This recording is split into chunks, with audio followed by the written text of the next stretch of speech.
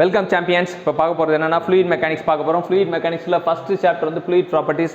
அதில் mass, density, specific volume, specific gravity இதெல்லாம் பற்றி தெரிஞ்சுப்போம். ஸோ மாஸுக்கு எம்கேஎஸ் யூனிட் பார்த்தீங்கன்னா கிலோகிராம் தான் எம்கேஎஸ் யூனிட்டு.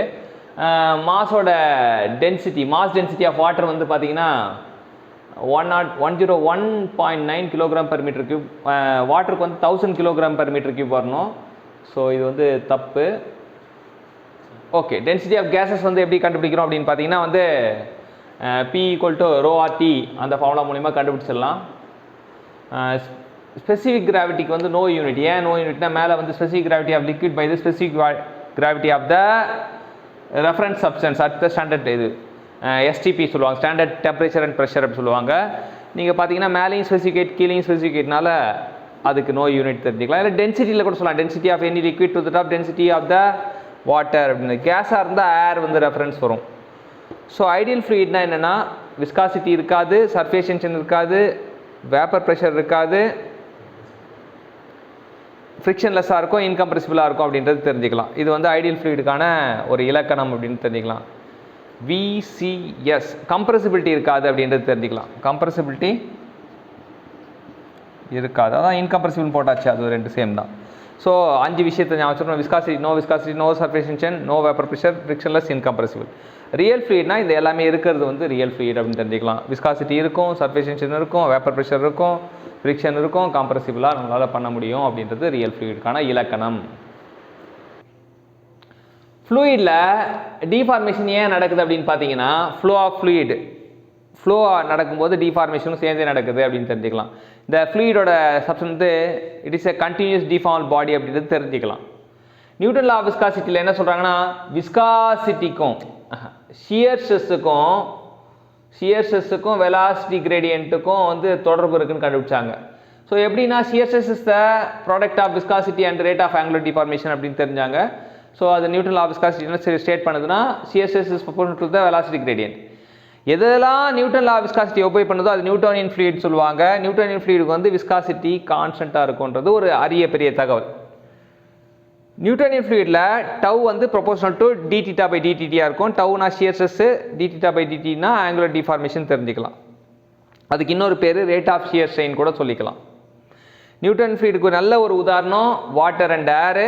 நான் நியூட்டன் ஃப்ளூயிடுக்கு நல்ல ஒரு உதாரணம் பிளட்டு, டூத் பேஸ்ட்லாம் வந்து நான் நியூட்டன் ஃப்ளூயிட். ஃப்ளூயிட் மெக்கானிக்ஸ் அதில் வந்து ஃபஸ்ட்டு டாபிக் வந்து ஃப்ளூயிட் ப்ராப்பர்ட்டிஸ். எப்போவுமே வந்து நம்ம ஏன் வந்து ப்ராப்பர்ட்டிஸ் வந்து தெரிஞ்சுக்கணும் அப்படின்றது தெரிஞ்சுக்கணும். ப்ராப்பர்ட்டிஸ் தெரிஞ்சுக்கிட்டால் தான் வந்து நம்ம அதோட பழக முடியும். பண்புகள் தெரிந்தால் அதனோடு பழகலாம். ஸோ வாங்க பழகலாம். விஸ்காசிட்டி அப்படின்னா என்ன அப்படின்னு பார்த்தீங்கன்னா விஸ்காசிட்டினா என்னென்னா ரெசிஸ்டன்ட் ஆஃப் ஷியர் ஸ்ட்ரெஸ். ஒரு ஷியர் ஸ்ட்ரெஸ்ஸுக்கு ஒரு எதிர்ப்பினையாற்ற விஷயத்துக்கு பேர் தான் விஸ்காசிட்டின்னு பேர். ஸோ வந்து தண்ணியை ஏதோ ஒரு லிக்விடை ஊற்றணும் வச்சுங்களேன், தரையில் ஊற்றுறோன்னா அது ஓடும்போது அதோட உள் தன்மை வந்து என்ன சொல்லணும்னா ஓடாதன்னு சொல்லும். அந்த தன்மைக்கு பேர் தான் viscosity. Liquid opposes relative motion between 2 different layers, அது தெரிஞ்சுக்கலாம். விஸ்கஸ் ஃபோர்ஸ் அப்படின்னா என்ன அப்படின்னு பார்த்தீங்கன்னா ஷியர் ஸ்ட்ரெஸ்ஸும் ஷியர் ஏரியாவும் மல்டிப்ளை பண்ணால் அது விஸ்கஸ் ஃபோர்ஸுக்கு இதுவாக இருக்கும். இப்போ விஸ்காசிட்டி கம்பேரிசன் பார்த்தீங்கன்னா வாட்டருக்கு கம்மியாக இருக்கும், மெர்க்குரிக்கு ஜாஸ்தியாக இருக்குன்ற தகவலை தெரிஞ்சுக்கிறோம். விஸ்காசிட்டி டிவைசஸ் எடுத்துக்கிட்டால் ரெட்வுட் விஸ்கோமீட்டர், சேபோல்ட் விஸ்கஸ் மீட்டர், எங்லர் விஸ்கோமீட்டர் அப்படின்றது தெரிஞ்சுக்கலாம். டைனமிக் விஸ்காசிட்டி வந்து யூனிட் வந்து பாய்ஸ் இல்லை நியூட்டன் செகண்ட் பெர் மீட்டர் ஸ்கொயரில் வடிவமைப்பாங்க. இந்த ரெண்டுத்துலேயும் வந்து யார் பெரியவன் அப்படின்னு தெரியணும். யார் பெரியவன் அப்படின்னா இவன் newton second per metre square தான் பெரியவன். எப்படி தெரிஞ்சுக்கலாம் பார்த்தீங்கன்னா 10 பாய்ஸ் சேர்ந்தாதான் 1 newton second per metre square. So அப்போ வந்து newton second per metre square தான் பெரியவன் அப்படின்னு தெரிஞ்சுக்கணும். 1 பாய்ஸ்னா 0.1 நியூட்டன் செகண்ட் பெர் மீட்டர் ஸ்கொயர்னு தெரிஞ்சுக்கணும். கினமேட்டிக் விஸ்காசிட்டி வந்து பார்த்தீங்கன்னா it is ratio of dynamic viscosity to the top density அப்படின்னு தெரிஞ்சுக்கலாம். கைனமிக் விஸ்காசிட்டி வந்து ஒன் ஸ்ட்ரோக் எவ்வளோக்கு அப்படின்னு பார்த்தீங்கன்னா 1 ஸ்ட்ரோக்னா என்னென்னா 1 சென்டிமீட்டர் ஸ்கொயர் பெர் செகண்ட் அப்படி சொல்லலாம். இல்லை 10⁻⁻⁴ மீட்டர் ஸ்கொயர் பெர் செகண்ட். ஏன்னா வந்து 1 சென்டிமீட்டர் ஈக்குவல் டு 10⁻³ மீட்டர். அப்போ ஸ்கொயர் இருக்கனால 10⁻² ஸ்கொயர் பண்ணால் 10⁻⁻4 வரும். இது வேறு மாதிரி சொல்லலாம். எப்படி வேறு மாதிரி சொல்லலாம் அப்படின்னா 1 metre square per second equal to 10,000 stroke அப்படி சொல்லலாம். 10,000 ஸ்ட்ரோக் அப்படி சொல்லலாம். அப்போ 10,000 பேர் சேர்ந்தால் தான் உனக்கு ஒத்தைக்கு ஈக்குவல் ஆகும். விஸ்காசிட்டிக்கும் டெம்பரேச்சருக்கும் தொடர்பு பார்த்திங்கன்னா ஒரு லிக்விடு ஃப்ளூயிட் வந்து 2 வகையாக பிரிப்போம். Liquid, case. லிக்விடுக்கு வந்து எதிர் தகவல் இருக்கும். அப்போ ஏன் எதிர் தகவல் இருக்குது அப்படின்னு பார்த்தா viscosity inversely proportional to temperature in case of liquid. ஏன் எதிர் தகவல் இருக்குது அப்படின்னு பார்த்தீங்கன்னா லிக்விடில் கொகஷன் ஃபோர்ஸ் சார்ந்து இருக்கும்.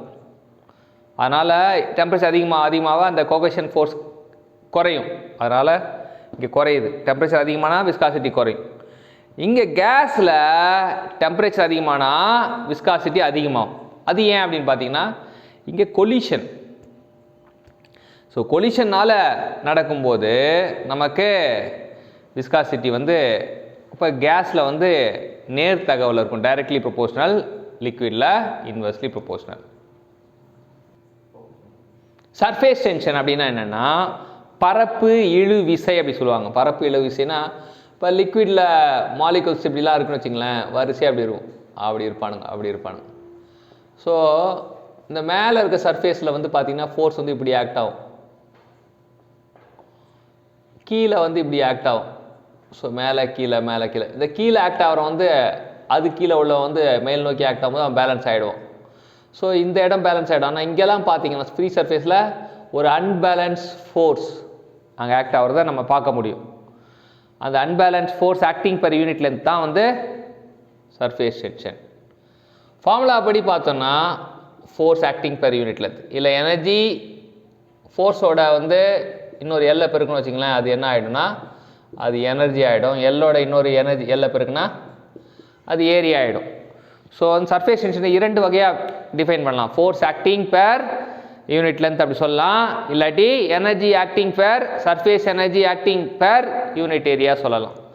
யூனிட் வைஸ் பார்த்தீங்கன்னா இந்த பக்கம் பார்த்தீங்கன்னா இது வந்து நியூட்டன் பெர் மீட்டர் சொல்லலாம், அந்த பக்கம் பார்த்தீங்கன்னா இது ஜூல் பெர் மீட்டர் ஸ்கொயர் சொல்லலாம். ஸோ ரெண்டுமே வந்து சர்ஃபேஸ் டென்ஷனோட யூனிட் தான் அப்படின்றது தெரிஞ்சுக்கலாம். டைமென்ஷன் படி பார்த்தீங்கன்னா mt⁻⁻2 அப்படின்றது தெரிஞ்சுக்கலாம். சர்ஃபேஸ் டென்ஷன் வந்து act in the plane of interface normal to any line in the surface. நார்மலாக தான் ஆக்ட் ஆகும் அப்படின்றது தெரிஞ்சுக்கலாம், செங்குத்தாக ஆக்ட் ஆகும்ன்றது. ஜெட் ப்ரெஷரில் வந்து இந்த சர்ஃபேஸ் டென்ஷன் இப்போ வந்து ப்ரெஷர் எவ்வளோ ஆக்ட் ஆகுது அப்படின்னு பார்த்தீங்கன்னா σ/r சொல்லுவாங்க. σ/r போட்டிங்கன்னா தெரிஞ்சுக்கலாம். இல்லை σrக்கு பதிலாக டயாமீட்டர் போட்டோம்னா r ஈக்குவல் டு d/2 இல்லை 2σ/r. இங்கே 4σ/d, இங்கே 8σ/d. ஏதாச்சும் ஒன்று 2 4 8 வச்சா சரி, 1 2 4. ரேஷியோ கேட்பாங்க. ஜெட்டுனா 1 மடங்குனா ட்ராப்லெட்டுக்கு 2 மடங்கு, பபுளுக்கு வந்து 4 மடங்கு, 1:2:4 ரேஷியோ கேட்பாங்க. நம்ம அது தெரிஞ்சுக்கணும். இது வந்து ப்ரெஷர் ஆக்டிங் இந்த ஜெட், ப்ரெஷர் ஆக்டிங் இந்த ட்ராப்லெட், ப்ரெஷர் ஆக்டிங் இந்த பபுள்ன்றது இந்த ஃபார்முலா மூலிமா கண்டுபிடிக்கலாம். இந்த ஃபார்முலாவை பயன்படுத்தி நமக்கு ப்ராப்ளம்லாம் கேட்கறதுக்கு வாய்ப்பு இருக்குது. ஃப்ளூயிட் மெக்கானிக்ஸ் அதில் ஃபஸ்ட்டு ஃப்ளூயிட் ப்ராப்பர்ட்டிஸ். அதில் கேபிலாரிட்டி அப்படின்னா என்னென்னு பார்க்க போகிறோம். கேபிலாரிட்டினா the rise or fall of a liquid, the rise or fall of a fluid in a small diameter tube. நம்ம டியூப் வந்து சின்னதாக இருக்கணும் முக்கியம். the rise or fall of a liquid in a small diameter of tube due to the predominant cohesion or adhesion. இப்போ cohesion வந்து அதிகமாக இருந்தால் அந்த fluid வந்து வெட்டிங் fluid சொல்லுவோம்.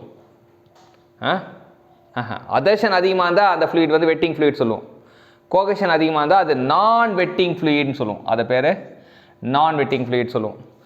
ரைஸ் நடக்கும்போது கோகஷன் வந்து கம்மியாக இருக்கும். ரைஸ் ஏன் நடக்குது அப்படின்னு பார்த்தீங்கன்னா இங்கே ரைஸ் போடுவோம் இப்படி இருக்குது அப்படின்னா ரைஸ் நடக்கும்போது அந்த கோகஷன் கம்மியாக இருக்கும், அதர்ஷன் அதிகமாக இருக்கும். அதாவது இவன் வந்து அந்த கிளாஸோடு ஒட்டுவான், அதான் அதர்ஷன். அப்போ ரைஸ் ஆகிடும். ரைஸ். ஃபால் நடக்கும்போது என்ன ஆகும்னா கொகஷன் வந்து அதிகமாக இருக்கும். இப்படி வருவோம் உள்ள வெளியே. ஸோ கொகசிவ் ஃப்ளூயிடில் ஃபார் எக்ஸாம்பிள் மெர்க்குரியில் தான் இந்த மாதிரி நடக்கும். அது மெர்க்குரி வந்து நான் வெட்டிங் ஃப்ளூயிட், தண்ணி வந்து வெட்டிங் ஃப்ளூயிட். தண்ணி வந்து தரையோடு நினைக்கும். தண்ணி குடிச்சிங்கன்னா வாயில் நினையும் இல்லையா, ஆனால் மெர்க்குரி குடித்தா வாய் நினையாது.